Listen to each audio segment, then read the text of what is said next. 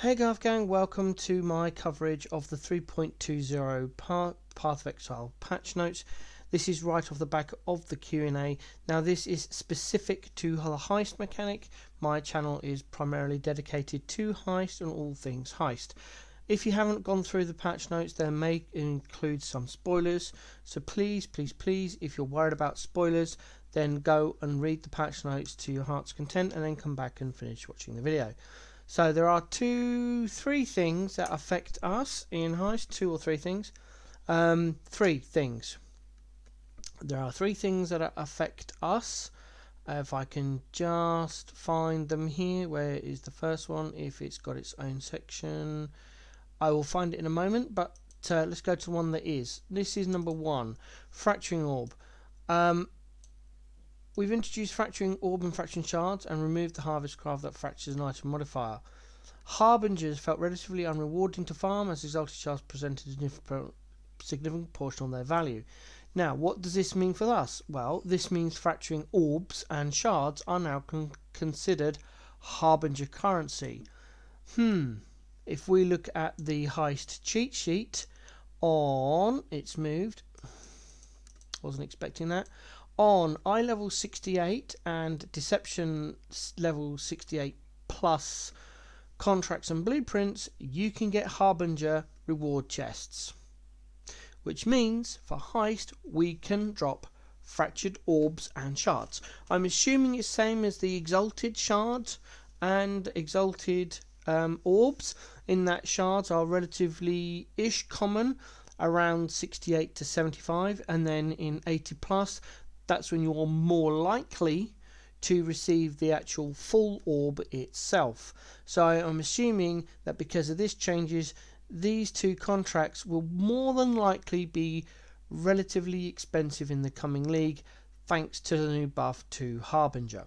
Not that deception were cheap anyway, but agility, if you don't know, if you arm yourself with a decent amount of armor or a castle and damage taken plus molten shell setup, you can run through the beams of agility. So effectively, when you're running out of an agility contract, it's pretty much the same as deception. There are no doors, you run through the beams. With that said, we move on. The next significant change, and probably the one that is most devastating as a Heist player, are this section. Rogue markers are no longer guaranteed in drop and Act 6. So you can no longer guarantee getting rogue markers in Act 6.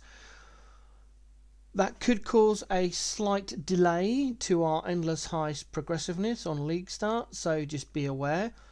Maybe have a whoop up to buy road markers as soon as they appear if you want to get in quick and start buying your contract to then run them later on. So that's the biggest change that's going to affect us, and I probably should have led with that one, but hey ho, we learn. Now there is another thing that specifically comes to mind. They have added some new Val gems. That was near the top here somewhere. I didn't make notes, so it's here somewhere. There's the Eldritch Nose, Atlas Tree, Jewel. No, it's too far down. Oh dear, I've lost it. Come on. Here we go. New content. There it is. Now, you regulars of my channel will realise that I am a Caustic Arrow, Toxic Rain, Blister, Totem Raider fan.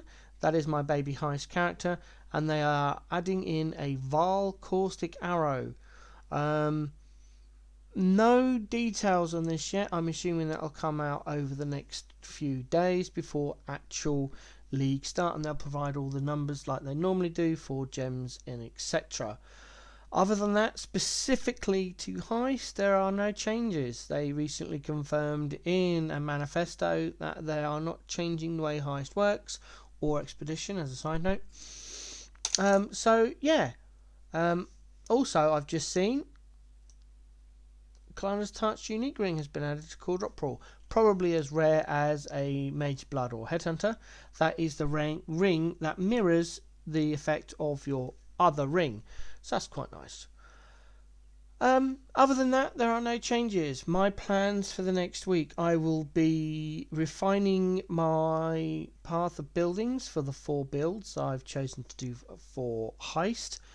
Is the Caustic Arrow and Toxic Rain Totem Raider, the Poisonous Concoction Pathfinder, the Elementalist Golem build, although that one is going to be significantly harder to league start because of the way they've changed the golem jewels. So those jewels could be harder to achieve on league start, more expensive to get, or they may just be easy as soon as someone figures out the recipe and shares it to the community.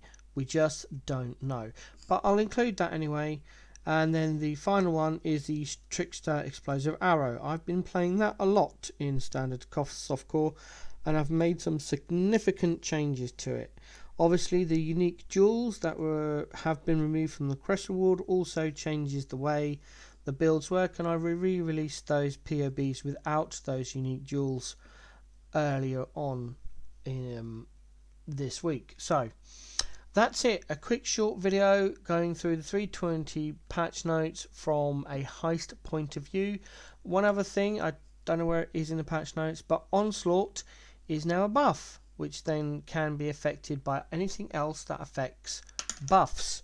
So that's quite a significant change. Apparently it was just called You Have Onslaught.